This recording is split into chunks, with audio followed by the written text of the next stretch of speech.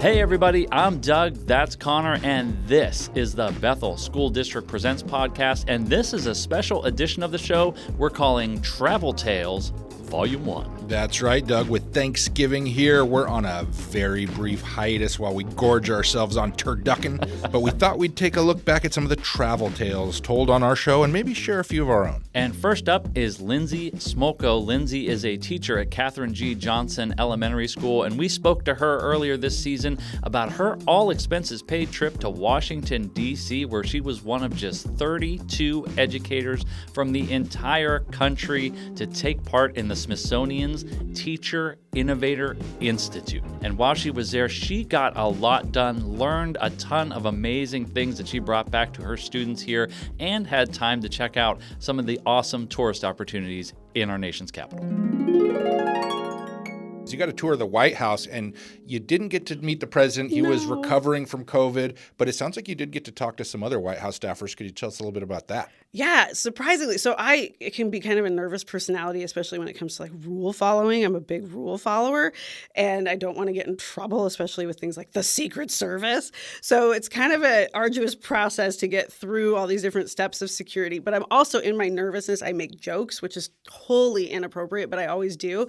And they were laughing back, and it was like better than the TSA. The TSA never thinks anything I say is funny, but the Secret Service was getting it. So then we got in there, and they were wonderful. They're tour guides. I mean, essentially, they're there all the time, so they hear and see everything. You could ask them questions about anything, and they just give you a straight answer about stuff. And that was really neat to walk through places that the very next day, I saw photos of Kamala and Joe having walked through there recently, too. So that was... I say their first names like I know You know them. But Biden and Harris, and that was pretty special. So that felt cool. There's cool artwork in the White House that I didn't know about. One of my favorite artists is Jacob Lawrence, and so I got to see 6 inches away from my face a Jacob Lawrence original, and very famous oil paintings throughout time, and the dining room, and all these places that you see on movies and TV shows and hear about and actually get to be in there felt really special. Yeah, it's really like a living museum, isn't it? Oh, yeah. Yeah, for sure. And it's funny, they have this whole squad that will come in and just set it up to look like a tour, and then they take it all back, roll back the carpets, take away the red ropes, and now it's a living facility again. It's a place where people come to visit, dignitaries, etc. So that was neat. Lots and lots of museums. The Smithsonian has multiple museums, and not a lot of people know that. So it's not just the Museum of Natural History, which we spent a lot of time at, or the National Air and Space Museums, of which there are 2. But there's also the African American History Museum, the Holocaust History Museum, the Museum of the Native American Indian. These incredible places that we got to go. They're free. Like, you just get a timed entry ticket for $1 service charge on your phone, and you go. And I spent 6 hours my very first full day there at the African American History Museum and saw half of it. So That's at the top of my list next year, to go finish the African American History Museum. The Holocaust Museum was, as you can imagine, incredible, and in all the awful ways incredible, like just a really important thing to go see and experience and learn about. And then there's a whole laundry list of things that I didn't yet get to do that I want to hit next year. So as much as I did do, there's still a ton more to do. I still can't believe how much she packed into her 2 weeks there in D.C. Connor, have you ever been to our nation's capital? I have not. It's on my bucket list, though. Well, if you did get the opportunity, what would be on your list of things to do? Oh, so much. But like Lindsay, I'm a bit of a museum nerd, so you'd catch me at all the cool museums. I think that's the best thing to do. There's tons of museums there. They're all free. And if you want some advice from me, which I don't think you do, judging by the expression on your face, but I'm going to give it to you anyway. The Smithsonian's National Postal Museum is fantastic. Examples of all the stamps ever issued in our great country. You learn about Oni, the postal dog who used to ride the rail cars back in the day and help the mailmen deliver the mail, I suppose. And really a cool way to experience the history of our country through stamps and our post office. Yeah, that sounds like a blast. And you know what they say? When you control the mail, you control the information. As far as I know, they don't have a Newman from Seinfeld exhibit, and they're really missing an opportunity. I will put in a letter to the Postmaster General as soon as we're done recording here. But next up, we We spoke with Teaching and Learning's Lori Honig about standards-based instruction and grading, the new grading system that is in place this year for the first time for our secondary students. But before we heard all that, and because we know what a fan she is, we asked Lori about the first time she visited the most magical place on earth. Great question. You know what? I couldn't even tell you about the first time I went to Disney. I've got pictures of me and my family going to Disney World when I was in elementary school, but I went to high school in Long Beach, California. That was 30 minutes away.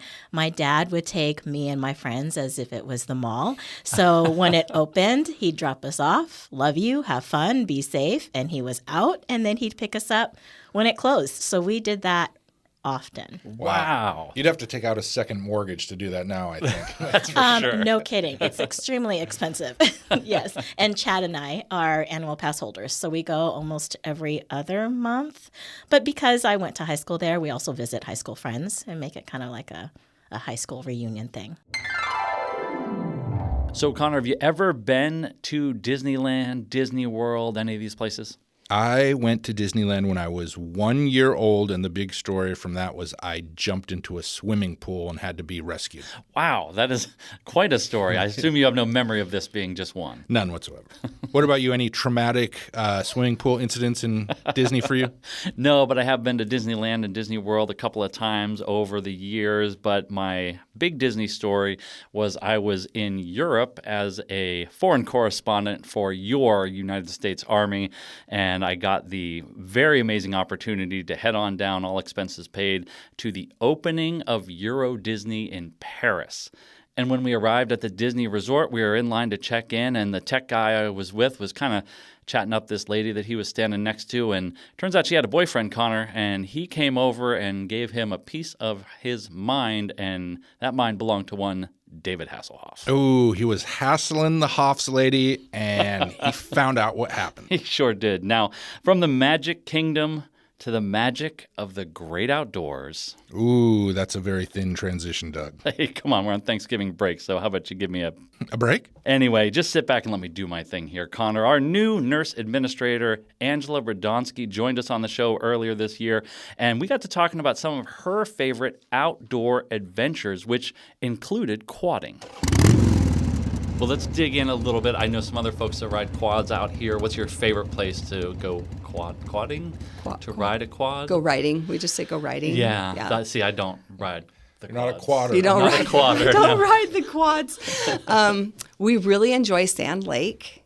Okay, where's that at? That is down in Oregon. We go as a family. We have a toy hauler. Do you know what a toy hauler is? I imagine like a little wagon. Is it a bucket you put your toys in? No, and that's why I asked. So a toy hauler is actually like a trailer, except for the whole back end flops open, and you drive your quads or your motorcycles into it, and it has like a little garage space. Oh, that's cool. And then when you park, then you would unload all your gear and all your whatever vehicles you took with you, because we also have a sand rail.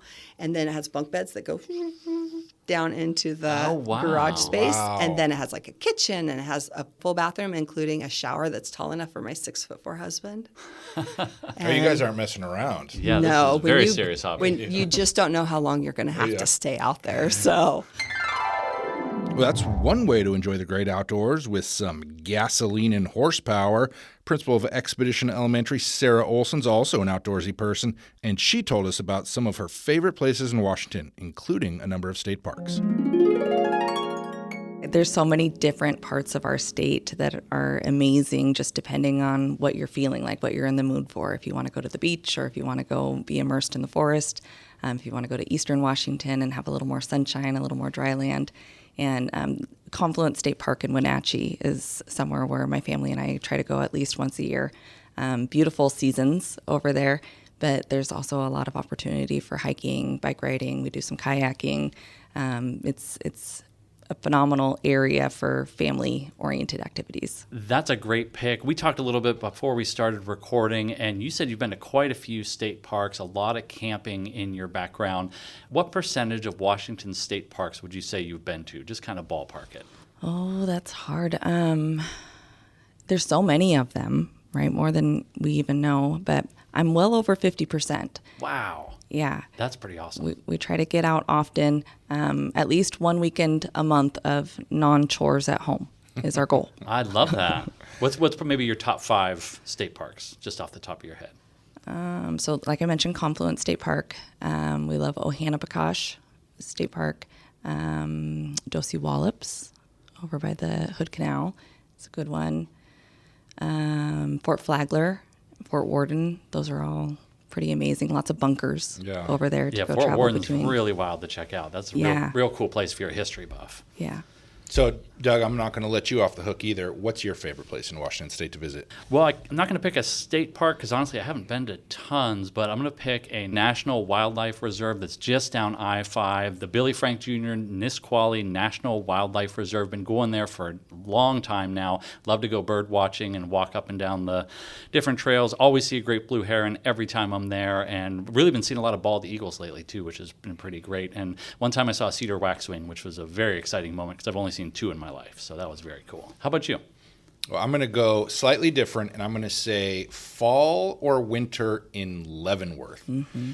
Can't beat it. It's either, if it's October, you've got all the cool Oktoberfest stuff. If it's closer to Christmas, you get the lights, and it's beautiful and very wintry. So that is kind of my favorite place to be in those months. That's a cagey answer because now I want to know your spring and summer favorite places to be. Sleeping at my house. That's valid. Well, that is going to wrap up this travel-themed episode of the Bethel School District Presents podcast. Travel Tales Volume 1 is in the can. And whether you're staying home or traveling this weekend, we wish you and yours a wonderful Thanksgiving holiday, and we will be back with a brand new episode next week.